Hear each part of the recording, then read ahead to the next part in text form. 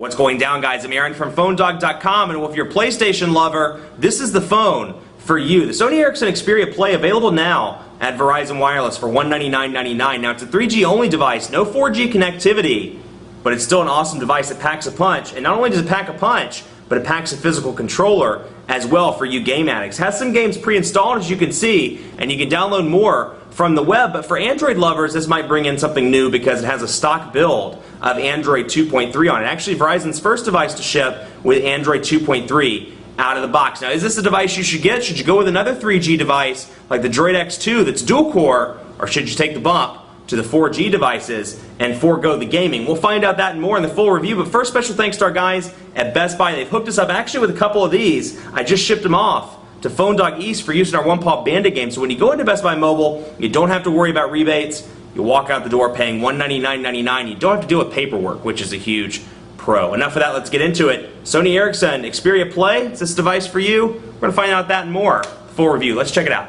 If you're a diehard gamer that likes to take two things and put it in one device, this is the thing for you. Here it is, the Sony Ericsson Xperia Play, available now at Verizon for $199.99. Now, it is a 3G device, it's not 4G, so on the network side, it's not the highest end device you can get on Verizon, but still an awesome device with a 1 GHz processor, a 4-inch display, 5 megapixel camera on the back with a flash, and of course it's wrapped in this cool shell with Android 2.3. Now, it's a stock build of Android 2.3, so you'll notice that minus a few things like My Verizon Mobile, VZ Navigator, and then of course the Sony Ericsson stuff and the games, it's a stock build of Android 2.3. So not only is it Verizon's first Android 2.3 device out of the box, but it's also Verizon's first stock Android 2.3 device. So it's a good looking device, feels good in the hand, it has a nice feel to it, it's rounded, it's well rounded. You can see up here it has every making of a PlayStation controller, but a phone as well. So you can see L and R up here, so when it's open you can click left and right, and then of course you have the full controller down here with the joysticks, with the typical PlayStation buttons, with the navigation pad over here, and then when you want to get rid of it, you can close it out, and you have 4 physical buttons at the bottom: back, home, menu, and search. So you can see, because it is a typical build of Android, or a stock build of Android rather, it is 5 home screens. You see, scroll back and forth pretty easily there, but you can see as a result of it being stock how quick it is. I mean, it's a single core processor, it's not dual core, but very easy to navigate through, up and down, very fast, with little to no lag whatsoever. So you have those 5 home screens. Do a quick run through of some of the widgets that you get. They're all stock widgets with the exception of the Sony Ericsson digital clock and of course Verizon's data usage. You have analog clock, calendar, Google search, home screen tips, music, news and weather, which happens to be one of my favorites, and more. So quite a few apps. They're all Android apps with the exception of the data usage widget and the Sony Ericsson time one. So they're kind of boring in comparison to Sense, TouchWiz, heck, even LG's user interface that we've seen on the Revolution and on the Optimus 3D. So kind of boring there, but again, the benefit is stock Android 2.3. So let me get some of these fingerprints off the screen here, but you can see what the gingerbread notification bar looks like with the exception of Verizon Wireless. Pretty plain Jane there, and then up at the top you can see the green color accents and more. So pretty easy to use there. Now let's go to messaging, take a look at the keyboard. It comes with a stock gingerbread keyboard.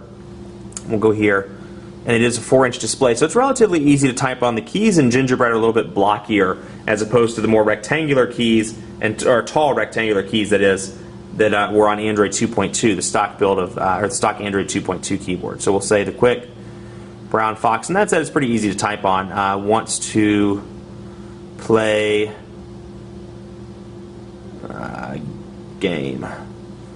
So a little bit harder to type on. The autocorrect is pretty decent. You see this orange color scheme as well in the autocorrect, and you see that in the menu as well, which we'll jump into shortly. But you can use it in portrait or in landscape mode. Just type in a few words, for example. And it doesn't want to autocorrect those properly, but you get the idea with messaging, portrait and landscape. Now, I mentioned the orange. What I wanted to show you is when you go up and down in settings, you can see the orange color scheme that appears at the top and the bottom to let you know that you're at the top of the menu. So a little bit different there as opposed to Android 2.2 and some of the past builds of Android as well. Otherwise, like I said, pretty stock build of Android 2.3. You have VCast apps, you have your games, Asphalt 6, Bruce Lee, Crash Bandicoot, Madden NFL 2011, Verizon's backup assistant, and then you have Star Battalion, Tetris, The Sims 3, visual voicemail, which is an additional $2.99 from Verizon, and then VZ Navigator and Sony Ericsson's Xperia Play software, where you can jump on there, you can find additional games and download. Now, I believe 60 games was the number that was supposed to come at launch with the Sony Ericsson Xperia Play. Now, obviously, those 60 aren't on the device, but you can download a bunch of additional ones from the Xperia Play marketplace. Now, when we go in here, you can see what's available. Asphalt 6, Bruce Lee, Crash Bandicoot, Madden NFL 11, Star Battalion, and The Sims 3. Now, if we want to go to more games, it'll bring up all these different game options. You can see Guitar Hero. Let's see here. Assassin's Creed HD, just to name a few. Let's Golf 2, which comes on every Verizon device known to man. High-end Verizon device, at least. Brothers in Arms 2, Xenonia, I Must Run, Family Guy Time Warped, and Splinter Cell HD, just to name a few. Uno as well. Hey, can't beat Uno. Everybody loves Uno. And those are all available for download as well for a fee. So you can get those when you run out of time, or when you get bored with the 6 games that are pre-installed, or 7 games actually, I believe. Let me double check here. I think it's 7. 1, 2, 3, 4, 5. No, I'm sorry, 6 games that are pre-installed. When you get bored with those, you can jump over and buy some new ones. Let's take a look at the browser just to get an idea of the browser performance. Now, again, I'm on Wi-Fi right now, connected to Wi-Fi, but just to show you, and actually let's disconnect from that to make it fair. Let's see Verizon's 3G. It is EVDO revision A, and obviously Verizon's 3G network is pretty slow in comparison to obviously LTE, but also to WiMAX, HSPA Plus, and the other technologies that are deploying on the competing carrier. So it is slow, and the question you have to ask yourself, yeah, you get the gaming abilities, you get that kind of PlayStation in the phone, if you will, but can you put up with 3G for 2 years, especially with Verizon? They're being pretty aggressive with the 4G LTE rollout. So you may have to ask yourself, should you go with this, or should you go with the Revolution or the Droid Charge or the Thunderbolt? But all in all, the device is very fast. It's just limited by the network. So keep that in mind if you're in a 3G area where you're not sure when it's going 4G and you're up for an upgrade. Strong chance that within 2 years, if you live in a city anywhere larger than 100,000 people and the city limits, there's a good chance you're going to get it within 2 years if you haven't gotten it already. So see, pinch to zoom, relatively fast there. Very responsive. A little to no lag, a little bit of lag there you can see, but it is flash capable obviously, and more. Now we can go over here to the windows, we can open up a second window, and you'll see this is something I like about the custom user interfaces that you don't see on stock Android. When we go back to the windows, it shows that both of those are open, but it doesn't show any sort of picture or preview or anything like that that gives me an indication as to what is in that window. I just have to rely on the text and say, okay, the best phone new, ... Could be, I see the link, obviously the link down there at the bottom, but no picture shortcut as to where I was or anything like that. So a minor thing, I just happen to prefer that. I think it's a little bit more aesthetically pleasing as opposed to doing it the way that they do it. Now let's go to Gmail and take a look, so you can see the differences in the new Gmail application. Just to give you a quick run through. Let's go to the Moto Blur. Actually, let's not go to that one. Let's go to, just kidding. Let's go to the Moto Blur one. And you can see one of my favorite things about the new Gmail on Android, and this is particularly useful if you're coming from iOS, you're coming from WebOS or something, you're new to Android and you're looking to buy this.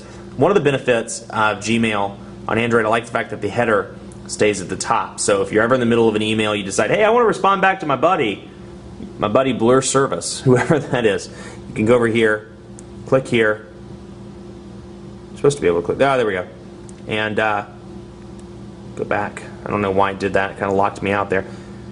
And then I can hit reply, reply all, or forward. So nice to have that anywhere in the email, so you don't have to go back up to the top. And of course, you have your typical stuff down here. Archive, delete. You can move back and forth through the various emails with the click of a button. So pretty easy there. And then the marketplace, of course, has been updated. Just to give you a quick run through of that. This is, and if you have any Android device, a recent Android device, this is what it looks like. And I may have to, since I reset the device, I may have to go back out and come back into it. Nope, it loaded up the new one right away. So you can see in Verizon, you have this Verizon shortcut over here, apps and games, and then you have this carousel of popular Android apps up here at the top that you can scroll through with your featured apps down here at the bottom. So let's go into apps, for example. Not eBuddy. Apps, all applications, and let's just go find a top free one.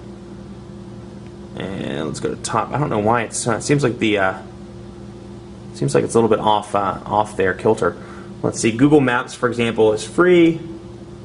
We can update that, but just to give you an idea, it's under travel and local. You can see the description, you can see the screenshots, the reviews, and related and developer info and market content. So you get all this all on the screen, pretty easy to access, and then you can use it in landscape mode, and it really just looks classy in landscape mode as well. I like how the green stays put with the picture, with the little thumbnail image and the update and the stars and the title, and you can scroll this up and down. Big benefit there. And I guess I opened up, I have some updates.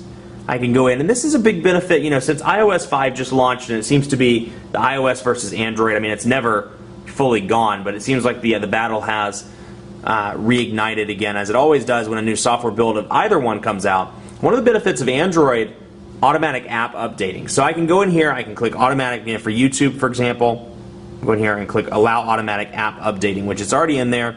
So instead of going, you know, YouTube alerting me saying, hey, there's a new software update, do you want to install it? Or worse yet, like with iOS, having to enter your password, once you check that, you're good to go. When that new update's available, it'll push it right to your device without having to enter your password. So just one of those nice things, an easy step, and something in my opinion that improves the overall user experience as opposed to having to enter your password a million times. Now as you can see, this thing's a fingerprint magnet, so wipe it off one more time, and you can see up here I'm in the phone application. Go down here and you can see it has the typical 2.3 phone app here. No changes, no customizations, nothing as a result of a user interface. This is what plain Jane Android 2.3 looks like. Now you can see the little lines below the numbers that are kind of distinguishing them from each other, and you can see that they're island space and they light up when you click on them. So it's nice, again, green and orange color scheme really looks good on Android 2.3. And you can see call log, and go over to contacts and look up Billy Bob, for example, and it's the typical Android 2.3 look here where you can call, you can message, and then you can add additional information, company information, and more. So we'll just go in here and edit and take a look at that. Billy Bob, I can add a picture if I want to, email, postal address, organization, I can add more. If I wanted to add Billy Bob's birthday, well, I can go down here, and apparently I don't have the ability to add his birthday. Just kidding. Do not have the ability to add his birthday in this build. I could have sworn that I did, but not seeing it down here. Then I can add a website if I want to, and more. So quite a few options. Not fully as diverse as I would like it to be in terms of the ability to add birthdays and notes and things like that. Not really sure what notes are there, but birthday and more. Postal address, organization are all there. So for most stuff, you're going to have no problem, but for those little obscure things like department, sub-department, or subdivision, anything like that, you're going to have to put it in another field within the contacts list.